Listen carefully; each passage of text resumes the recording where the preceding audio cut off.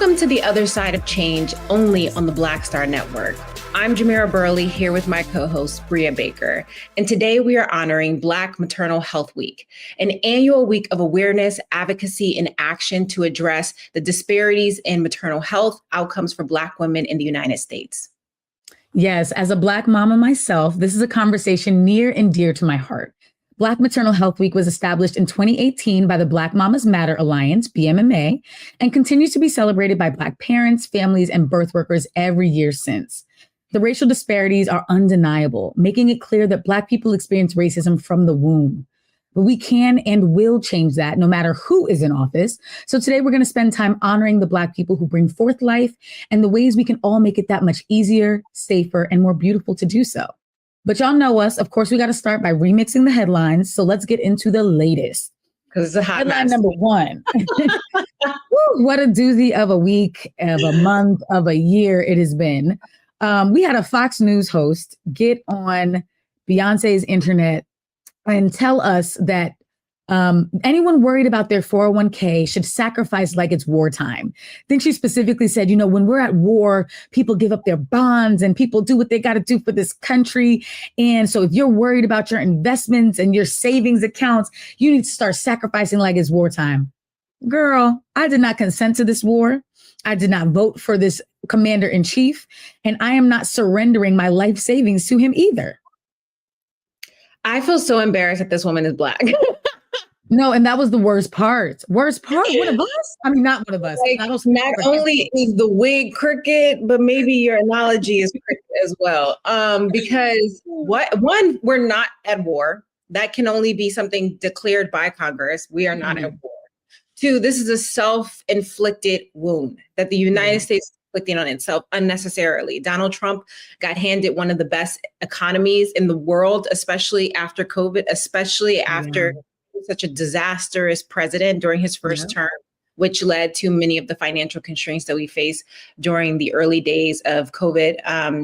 And now he got handed one of the best recovering economies post-COVID, and he managed to destroy that in less than 100 days. That, I will have to say, is a skill that I hope to never achieve. Never. Yeah, never. 1,000,000%. 1,000,000%, girl. Yeah.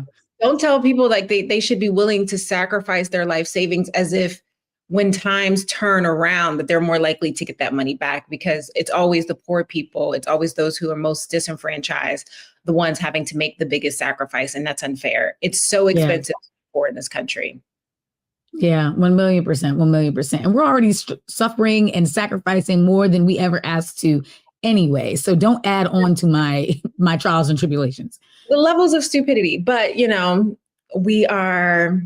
is a time, it reminds me of a meme I saw. I don't know if you saw me posted on my page, but someone said April Fool's is canceled because this whole year has been a joke. Yes. And I was like, okay, I get it. Yep. I'm happy we're all on the same page of the level of incompetence, but 1,000,000%. We'll think it through because we've been through worse. And although we lost many people along the way, I'm sure we're going to survive this, especially because we see people taking action. So that's exciting. Yeah, exactly. Well, speaking of worse, I know you got a crazy headline. Another headline that we see is student loan borrowers are outraged when payments increase after court blocks Biden-era programs. I have been seeing so many of my friends who are first-generation college students, many people online talking about how, unfortunately, for many of them, their student loan payments have increased by almost double. They were on loan repayments that was coupled with it was comparable to how much they were actually making. And now that has increased tenfold for so many people across the country. And so I think I read somewhere that there's like 9 million Americans who are behind on their student loan payments. And it's probably one of the biggest numbers that we see, especially comparable to the housing crisis of 2008. And so with this being coupled with what we just talked about in regards to the tariffs and how that's going to impact people for 1K. Now you're having student loan payments take more money out of people's pockets. And that doesn't present or paint a good picture for the economy for the rest of the year or future. At all, as if the economy needed any help struggling. Like, what you don't want is people saddled with debt while there are also tariffs So there's going to be no circulating of the American dollar because no one can afford to.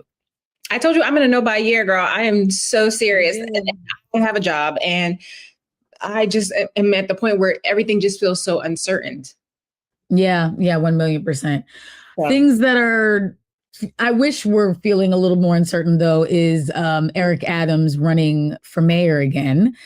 For those unfamiliar, Eric Adams is the mayor of New York City right now. He's been doing a bang up, horrible job at it.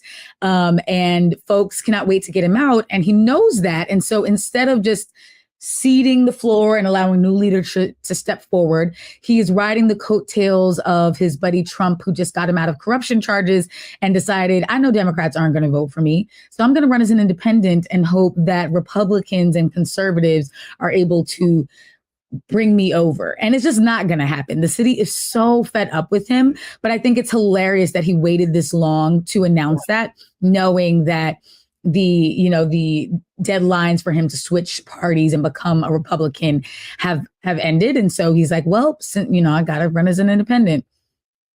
Yeah, I mean, and I think this is indicative of politics across the United States of, in many ways, where we've seen individuals across both party lines who are accused of, who've been convicted of, who have accusations against them regarding their illegal dealings, of their misconduct in regards to their relationships with other individuals. And yet they still think that they have the right? And that they are more likely to be elected despite these crimes. It's kind of annoying. And it also just is indicative of everything wrong with American politics. And also just, New York deserves better. New York is one of the largest economies in the United States. It's bigger than some countries' GDP. And it has a potential to really be impactful and transformative. And we've seen elected officials like Eric Adams, unfortunately, not take their job seriously and not respect the interests of a wide range of New Yorkers. And you're from New York. I lived there for 4 years. Yeah. Mm-hmm. And there's so much opportunity. And so I would implore anyone from New York to definitely educate yourself on all the candidates. New York has an interesting election process, right? Like it's, what is it called? Rank candidates? Ranked choice voting, yeah. Yeah, which is, Yeah. I mean, I think there's pros and cons, but in these situations, it definitely gets used to get around the process and the party, because he's supposed to be a Democrat.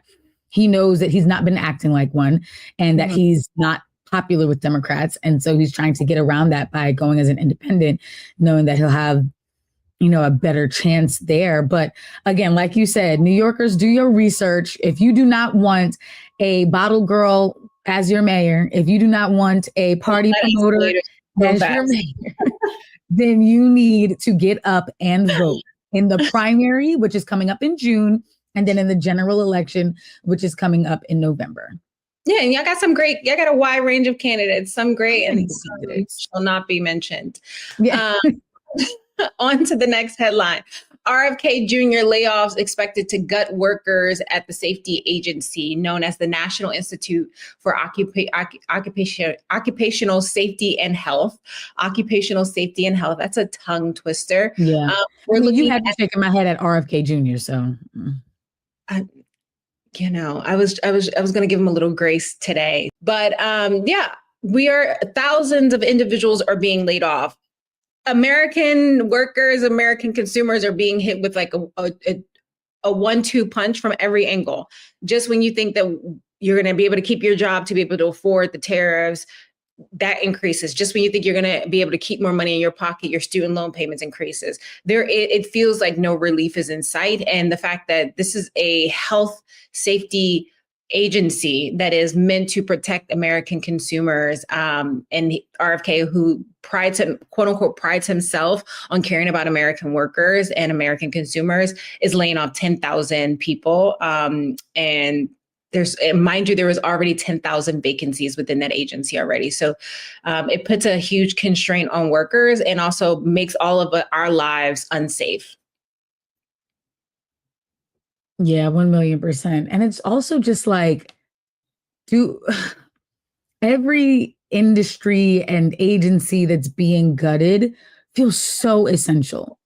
Like, They're not going over things that it's like, oh yeah, I've actually never heard of that and I have no idea what they do. Like the Worker Safety Agency, really? Like you couldn't have thought of, I mean, it's mind-blowing. Mind you, this is a relatively new agency, right? Like it's less than maybe 65 years old. And it's, it was created because Congress in the 1970s realized that they needed to investigate outbreaks. They needed to investigate injuries of workers.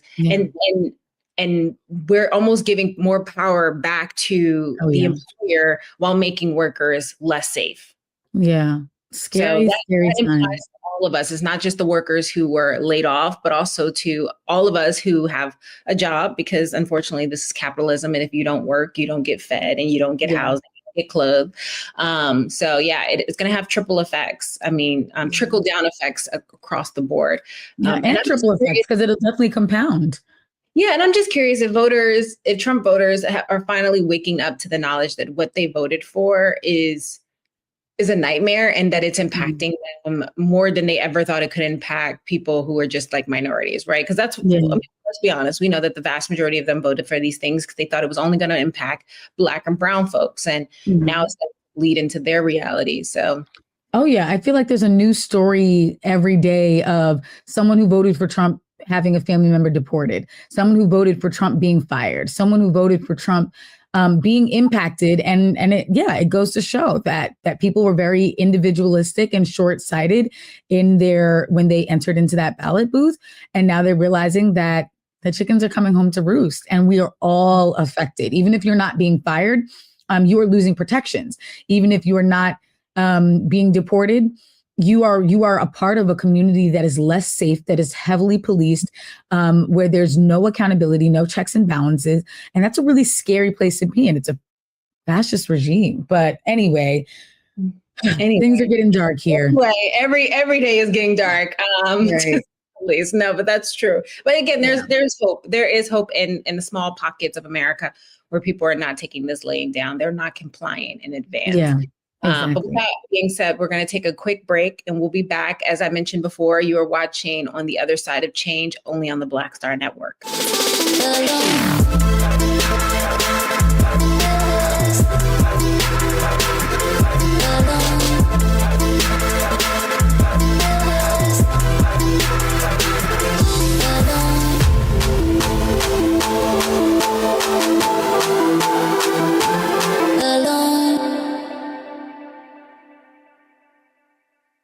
We begin tonight with the people who are really running the country right now. Now, Trump is often wrong and misleading about a lot of things, but especially about history. Donald Trump falling in line with President Elon Musk. In the wake of the unsettling news that MSNBC has canceled Joy Ann Reid's primetime show, The Readout, Roland Martin and the Black Star Network would like to extend an invitation to all of the fans of Joy Ann Reid's MSNBC show to join us every night to watch Roland Martin Unfiltered, streaming on the Black Star Network for news, discussion of the issues that matter to you, and the latest updates on the twice impeached, criminally convicted felon-in-chief Donald Trump and his unprecedented assault on democracy, as well as co-president Elon Musk's takeover of the federal government. The Black Star Network stands with Joy Ann Reid and all folks who understand the power of Black voices in media. We must come together and never forget that information is power.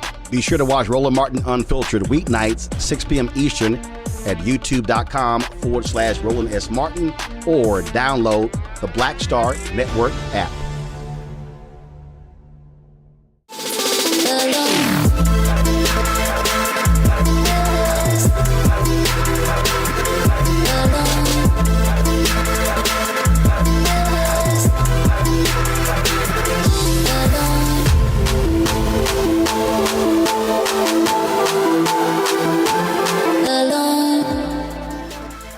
Welcome back to The Other Side of Change, only on the Black Star Network. Before the break, Jamira and I unpacked some of the most pressing headlines, and now we're going to shift gears to a topic that is just as urgent as it is overlooked, which is Black maternal health. Today is the last day of Black Maternal Health Week, and we are talking about Black mothers, Black babies, and the birth workers and advocates who are doing the life-saving work that our system continues to fail at. Studies show that regardless of class or educational attainment, Black women are more vulnerable and susceptible to medical neglect when giving birth, and it threatens our lives and also the welfare of our children. Yeah, it's very easy to think that this is a new phenomenon, right? This is something that just started yesterday. But the reality is Black women have been sounding the alarm for generations about the medical neglect and the reproductive injustices that they have experienced systematically across the board due to systematic racism. Yeah. From forced sterilization to the modern day maternal mortality crisis. And the goal has always been control, right? Control of our bodies, control of our movements, control of our identity. Our choices have been stripped away from us, and our right to bring life into this world has become a safety hazard. And that has been devastating for our communities across the country. Yeah. Yeah. And let's not forget, this isn't just about bad policy, though that is a huge part of it. But ultimately, this is about centuries of erasure, silencing the lived experiences of Black women and birthing people. Because the reality is that if you're not counted, if no one is listening to you, then you can't be considered when people are discerning what good care looks like for your community. And ultimately, that's where we're at. America and America's healthcare system has not taken the time to invest in what quality healthcare looks like for Black birthing people.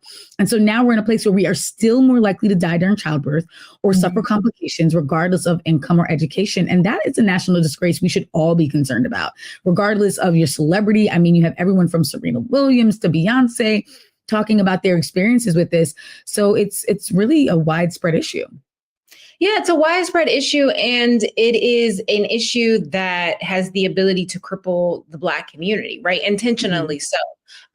And we are seeing this happen from the disparities that we see in policy, but also the way that women are treated in the actual, the doctor's office, right? The lack of care, the lack of understanding of our pain, the lack of trusting us to know our bodies best. And I think that in many ways have both made women already feeling nervous about having children even more nervous. I know that's one of the things I've thought about for the last few years is my fear now of having a child, because I could potentially lose my life unnecessarily because of just lack of care and consideration for me. And it's not, as I mentioned, it's not just happening in the delivery room. It's happening in policy spaces. It's happening in medical schools. It's happening in on government websites, right? If you look at even how doctors are talking about it now, they'll tell you that they were taught that Black people can endure more pain, that Black people were oftentimes lying about the extent of their pain. And that has rippling effects across the entire medical field. And it shows up in the fact that more women are dying every single day. And unfortunately, many times their child is dying as well. Yeah. Yeah. And that impact is generational. I mean, the angst that you talk about, like anxiety and stress is not just a figment of the mind. It has such a deep impact on our bodies. And so even if you're not being medically neglected, or even if you're not experiencing racism in the doctor's office, just the fact that we have so much trepidation entering into the process, that we can't go through pregnancy lighthearted and carefree and just joyful, also has its own impact. And when Black mothers are harmed, entire families and communities are impacted. That's just the reality. And that's the issue of this racism affecting us from the womb, is that the moment a Black child enters this world, they are not starting with a clean slate. They're starting with all of the things that they experienced while they were inside of their mama, while they were inside of that birthing parent. And so this is about survival. And it should not be up to just doulas and midwives alone to fill the gap, though we are so grateful that they're doing it. And actually, the lack of doula and midwifery care has been such a large contributor to the increase in the Black maternal health crisis, because when Black women have doulas and midwives, we are better cared for. We are listened to. Our concerns don't go ignored, but it's when we are thrown to the wolves that we are susceptible to any number of post-pregnancy complications, of feeling like, as you said, our pain is being dismissed and, oh, that's normal. You're supposed to be in pain. And it's like, we know our bodies, and it's time that there are folks in these positions, in these medical rooms, who are cognizant of that. Yeah. And I'm happy you mentioned that, like, it's not just, the mother's experience in in the delivery room, but also, or the child's experience as they're being delivered. But like, it is ingrained within our bodies, right? Because this has been happening generationally. There's a really great book called My Grandmother's Hands. It talks about the phenomenon that much of our trauma is that of our ancestors' trauma and how that has been passed on from generation to generation. And the lack of trust that we have on institutions that we as taxpayers pay into, who have rarely cared for us, who have rarely shown us a level of care that is due to us as just because we're human, right? And that we are paying citizens. And that extends all the way to those who are in some of our most vulnerable positions, like in prisons, in the US prisons. So let's not forget that incarcerated Black women are oftentimes giving birth in shackles, right? Yeah. You're in a vulnerable moment, right? You're giving birth. You're doing one of the most beautiful and joyous things that a human can do, which is bring life into this world. And the state believes that you should be in shackles. And they don't have access to doulas. They don't have access to pain medication or even dignity for that matter. And the state continues to criminalize our reproductive rights by denying us basic care. And I'm a firm believer. I don't care. I think it is a representation of our humanity and how we treat each other, and the fact that we are looking at women in prisons and not providing them the most basic care that should be afforded to them as someone who's just giving birth. And that should extend to all women and all birthing people. I would love, I know you're probably more versed in this than I am, because I know folks are hearing birthing people or people who can birth. Would you mind like extending that a little bit for folks who are hearing this for the first time? Because I know, especially in the Black community, there's a lot of, misconception and a lot of homophobia or transphobia. And I think that we have to recognize that, a wide range of people can give birth, and we should respect their ability across the board, regardless of how they identify. Yeah, 1,000,000%. I'm actually glad that you paused for us to be able to do that. So in general, like when you're speaking about a specific individual, it is okay to be as specific as that person identifies. For example, when I'm talking about just Jamira, I can say that you are a Black woman. And if Jamira is pregnant, I can say that you are a Black mama or a Black, whatever the case may be. But when we're talking about a group of people who might not all identify as women, because people can have uteri and give birth, but still identify as non-binary or as trans. And there's so many, and we are an LGBT safe and affirming podcast space. And so, we just want to be mindful of the fact that not everyone identifies as a woman or uses the term mother or mama when referring to themselves. But yes, I think that I often hear, especially to your point, when there is the homophobia or the transphobia outrage and people are like, oh my gosh, this woke culture is just changing everything. And now we can't be mothers. No, if you identify as a woman and you identify as a mother, then yes, when I'm talking about you, I will absolutely call you a mother. But when I'm talking about an entire population of people, some of whom do not identify as that, we're just going to say Black birthing people. You might also hear, and this is like a newer term, that breastfeeding, a more like inclusive term for that is chest feeding, because not everyone has breasts. And that's not even just, non-binary and trans folks. There are cisgender women for whom have had breasts removed for medical reasons and are just like, listen, I'm still able to provide for this child in whatever way. But chest feeding is a more inclusive term. And it doesn't stop anyone from still using mother or mama or breast when they're referring to themselves.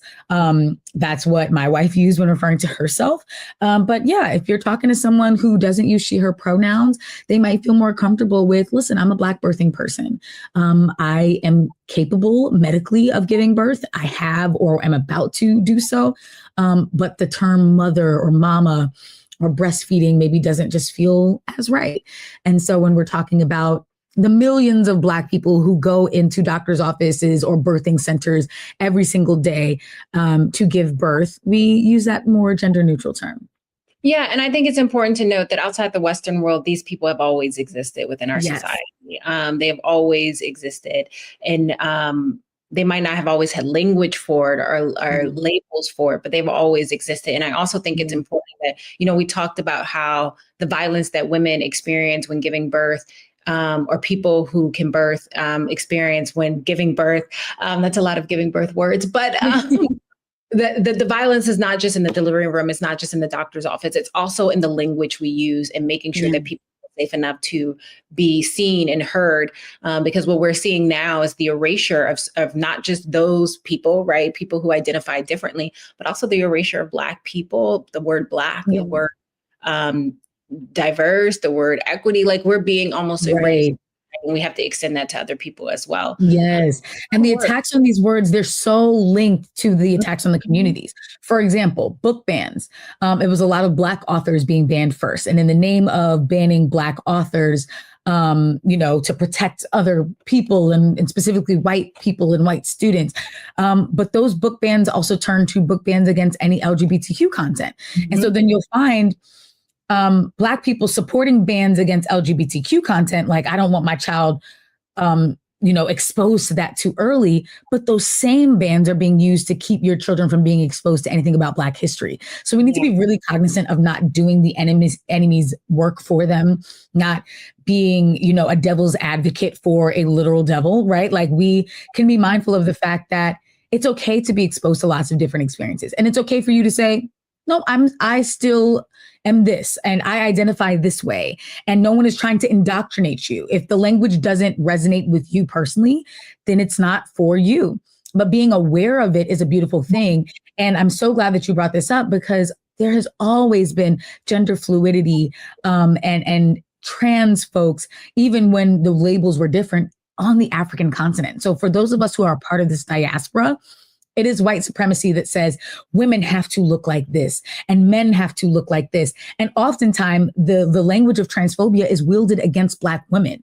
Oh, Michelle Obama her arms are too manly. Oh, Serena Williams, she's too brolic. She's too. And then that extends to their pain, right? Like how much they experience pain, how much based on their appearance or their proximity to the Western world's ideas about femininity. All of these things are equally connected. So intertwined, because it's the same people who were like, yeah, I just feel like I'm in support of real women. And then all it takes is one racist and transphobic person to be like, well, you got a little, 5 o'clock shadow there. So you look like a man or this or that. And now you're being policed too. Now your femininity is being policed.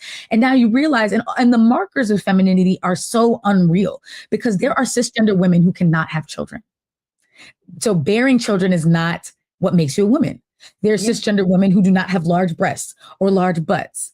And that doesn't mean that they're any less of a woman. There are cisgender women for whom do not have periods. And that is not what doesn't make them a woman. And so I just think it's also really mindful that the language that some people use to try and vet out who is a real biological woman can also be used against those same people one day. And so it's not that you should only care because it'll be used against you, but we did talk about this earlier during the Remixing the Headlines. Like if you're so single-minded, one day that same mentality is going to come back to bite you, and there's going to be no one there to protect you because you were too busy weaponizing it against other people. So we got to change our hearts and minds. Policy, we talk about policy and we're going to get into that deeper, but ultimately real people implement policy. Real people police each other. And so if we are not conscious of the ways that it's like, ooh, I'm thinking like an oppressor right now, then we're going to turn into exactly who we say that we're fighting against. And so we are here for anyone who is bringing forth life, anyone who is supporting the people who are bringing forth life, and all of the, care workers who do it too. Yeah, no, agreed. Beautifully said. It takes all of us. And it also is a reminder that we have to make space for a wide range of identities if we're truly going to get closer to liberation. And I get it that a lot of people don't want liberation, right? They want to be in proximity to power. Recognize that power was never created with you in mind. And it's definitely not going to be extended to you in a real way. And we are seeing this come out in in things like Project 2025, right? Like is intentionally meant to separate and to create division across all of us. Which brings us to our next segment. We're going to, continue to talk about Black women, because my favorite topic, obviously. We're going to continue to talk about birth workers and organizers and health advocates who are standing in the gap, not only saving lives, but transforming what maternal care can look like and should look like and feel like. When we come back, we're going to be joined by another brilliant a leader in this space who is really helping to lead the charge on this work. And for those who are tuning in, you're tuning in to The Other Side of Change, only on the Black Star Network. We'll be right back.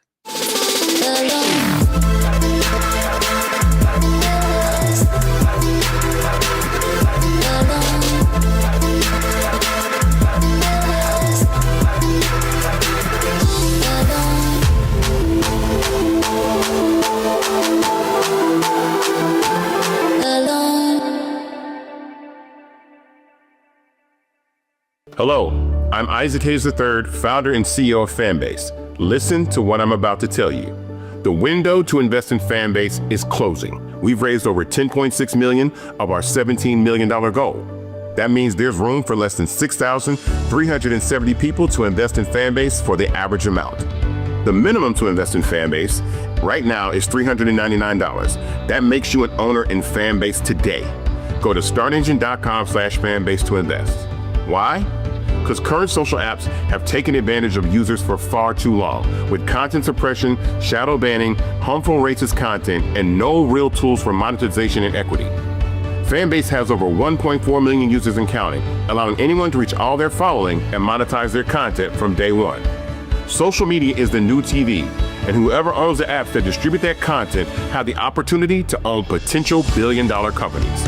While big platforms with uncertain futures are failing to serve their users, Fanbase is stepping up to fill the gap. Don't wait until it's too late. Invest now, invest for yourself and your future. Go to startengine.com/fanbase and own the next generation of social media.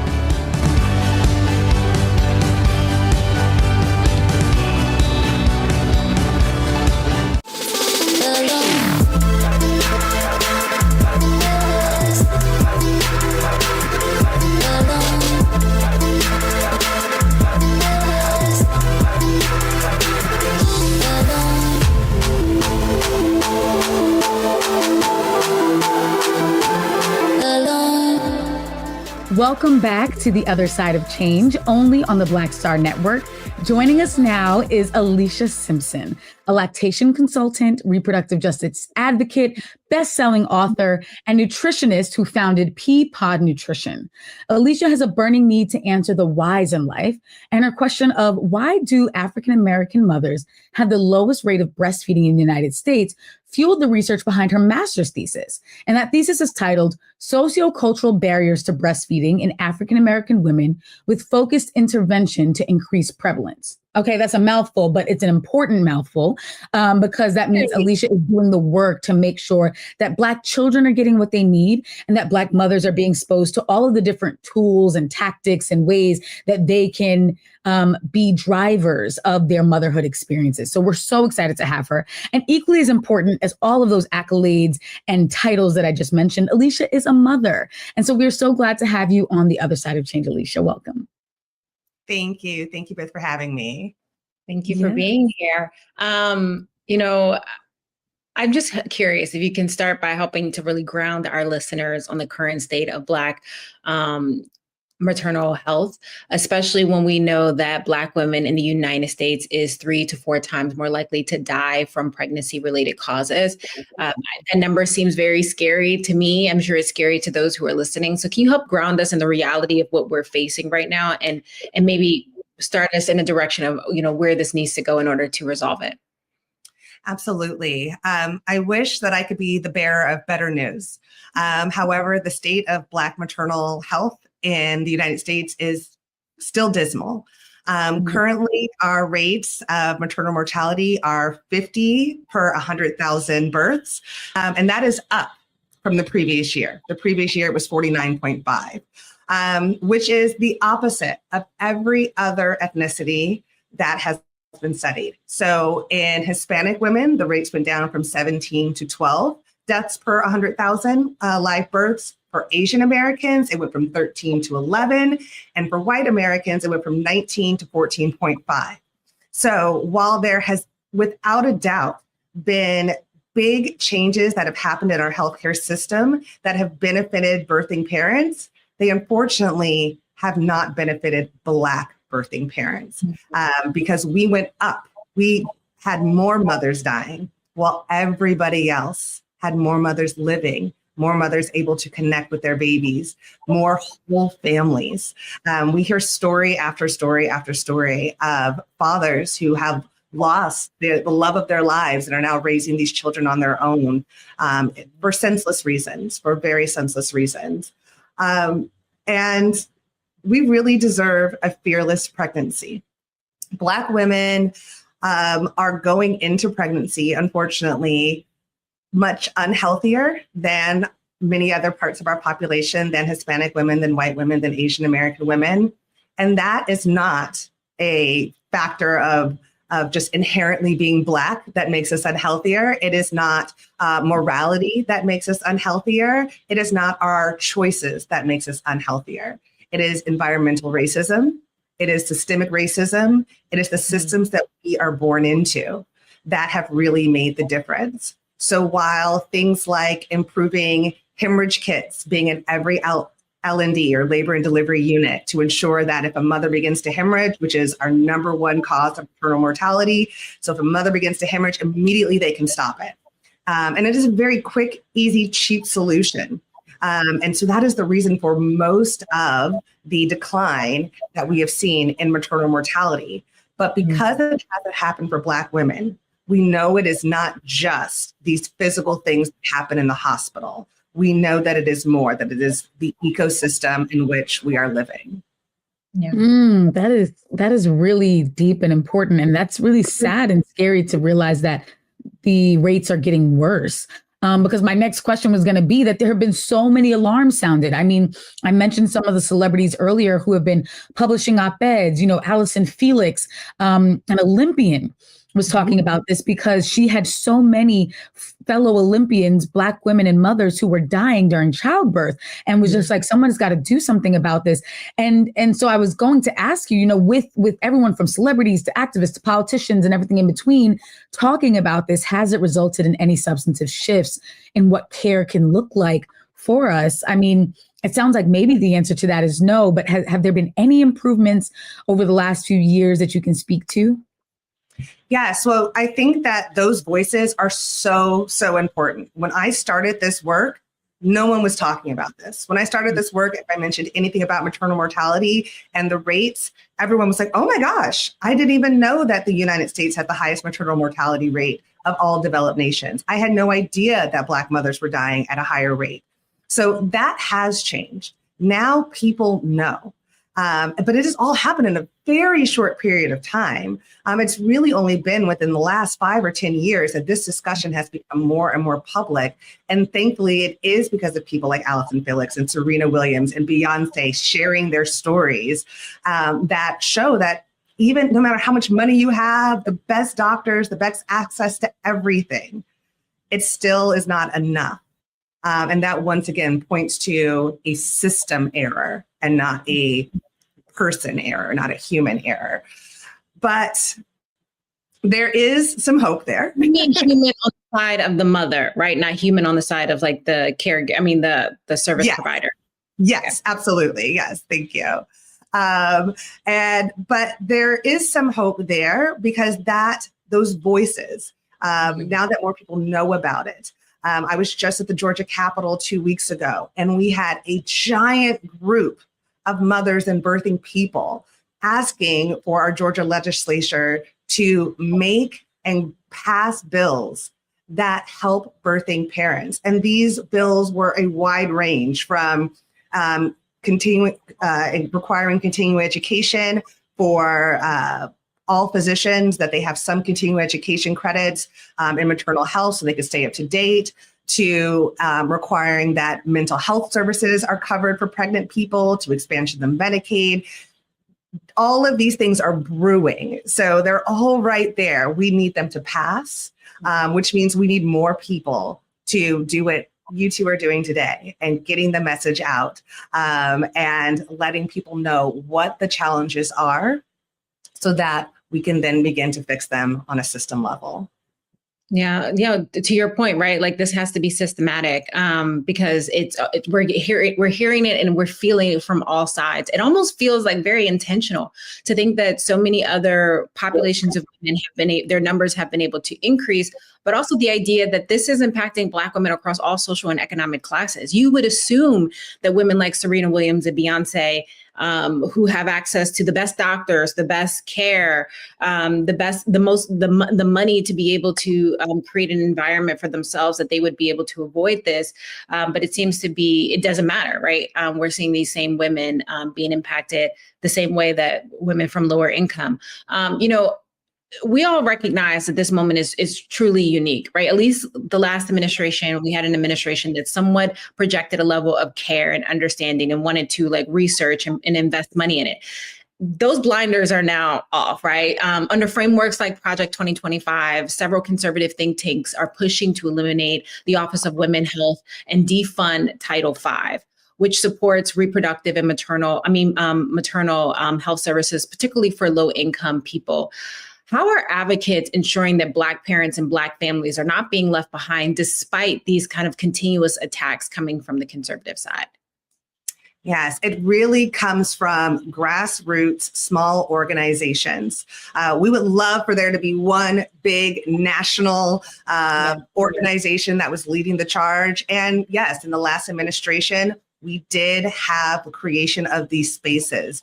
We were starting to see change. We were seeing funding. There was funding going to universities and researchers to look into these things that has now all been cut. But that doesn't mean the work stops. The work never, ever stops. And every state has at least a dozen community organizations who this is all we care about. This is all they do, is amplify Black voices, amplify Black parents and Black birthing parents, and ensure that we are safe in our communities.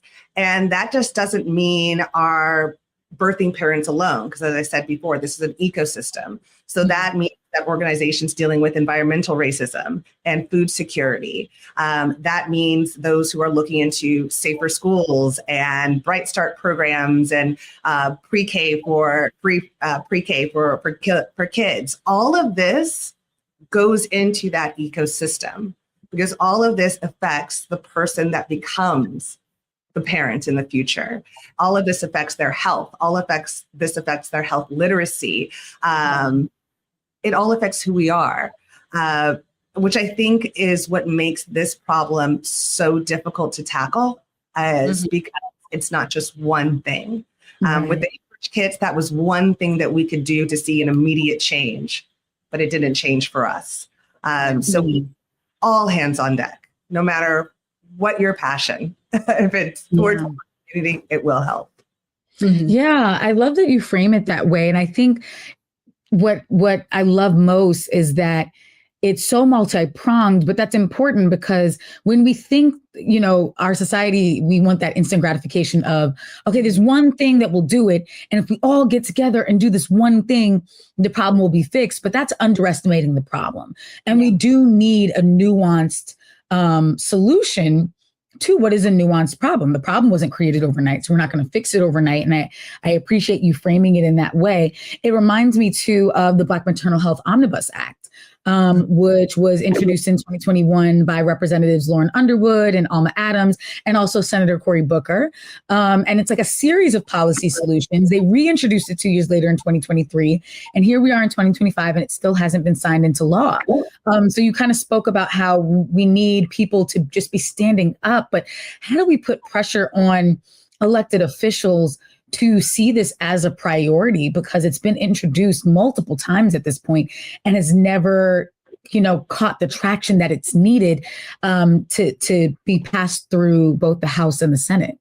Yes. We need to stay in their face. It seems that, letter writing, emailing, showing up, protesting, it feels like that doesn't matter.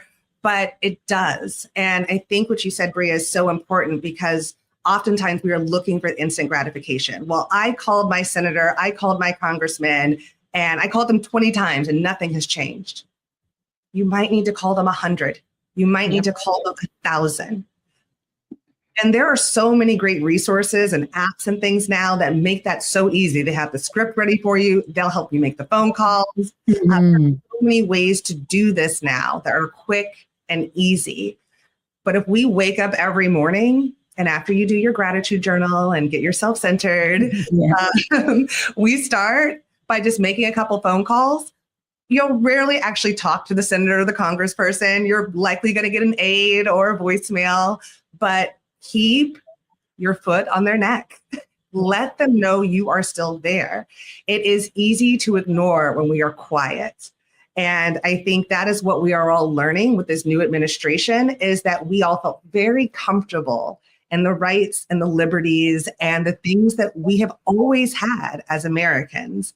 And now we're seeing how quickly that can change. And all of a sudden we're realizing you have to speak up. You have to be on the Senate floor for 25 hours to be heard.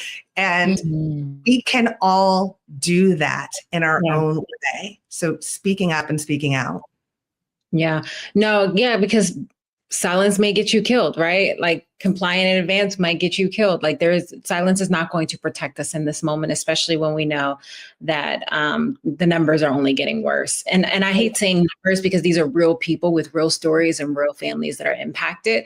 But the data is devastating, especially, and I know that's something that a lot of my friends who are either about to have children or thinking about having children are discussing every day, if they're real visceral fear that they have.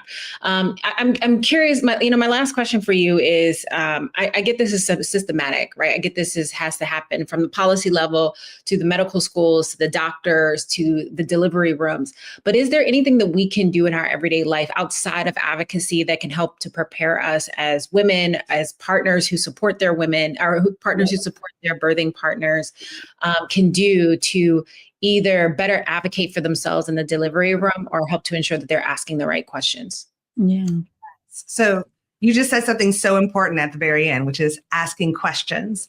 And it's not even so much the right question, because who knows what the right question is? If you're your first time having a baby, you have no idea what to ask. You're asking your friends, you're asking the internet, and you're trying your best.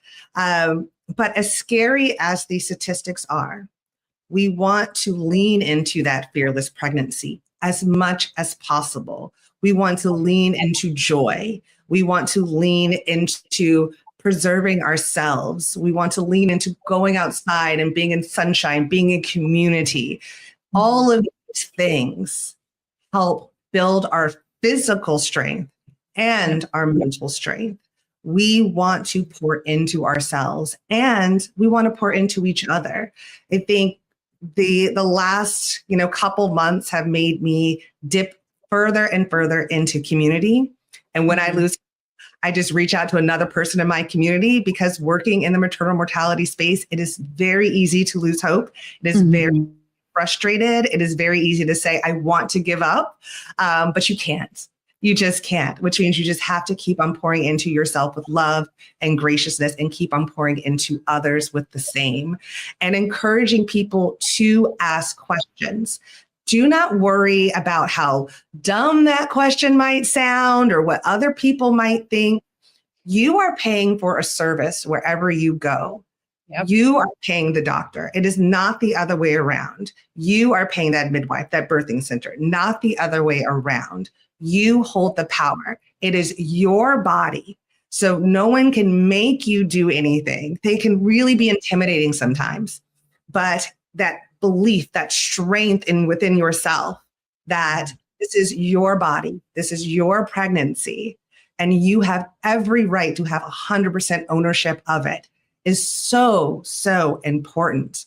So if there was one thing that we could do, it would be to pour into yourself. Thank you for that. That's agree more. Can you tell folks how they can get in touch with you, how they can stay connected for more information? Absolutely. Yes. You can find us on pretty much all platforms at Pea Pod Nutrition. So that's PEA POD Nutrition on Instagram. Our website is www.peapodnutrition.org. And we're also on TikTok at the ADHD Nutritionist. Awesome. Yes, I love it. A zillion percent, as my co-host would say. We really appreciate you coming on today. And again, continue to check her out and all of the resources that she has available. For those who are watching, this is On the Other Side of Change. We're going to take a quick break, but we'll be right back with additional information to keep you going as you continue to advocate for yourself and those you love most.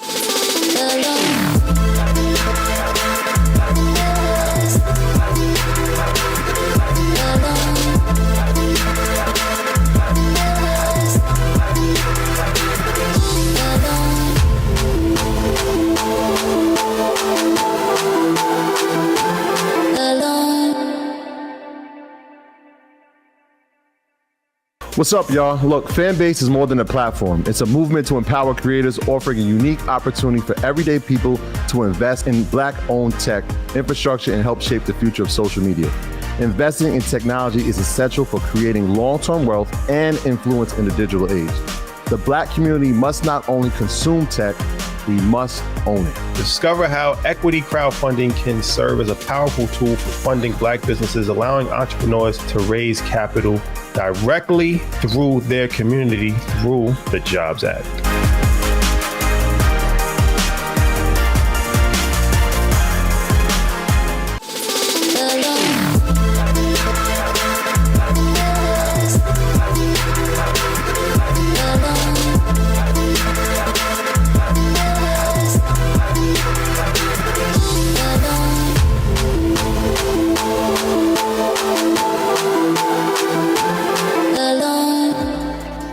Okay, Alicia just gave me everything that I needed on this Thursday. I'm so grateful for her. As y'all know, as always, this conversation is far from over. Even when Black Maternal Health Week ends, it is always a good time to be thinking about, talking about, and advocating for Black birthing people. So we hope that this helped clarify the stakes, what some of the solutions are, how you can get involved, and what the fight ahead will look like. No, couldn't agree more. And if you want to dive deeper, check out Pregnant While Black by Dr. Monique Ranford and Killing the Black Body by Dorothy Roberts. You can also follow groups like Sister Song and the National Birth Equity Collaborative. All are great resources to keep learning and growing. Yeah, 1,000,000%. They're all Black led, of course, because that's what we do here. But yeah, just stay engaged. As Alicia said, we just cannot shut up about these topics. We have to know our rights. We have to organize. We have to help others know their rights, hold our representatives accountable, keep their feet to the fire. And until next time, let's keep pushing for this just future, which is possible on the other side of change.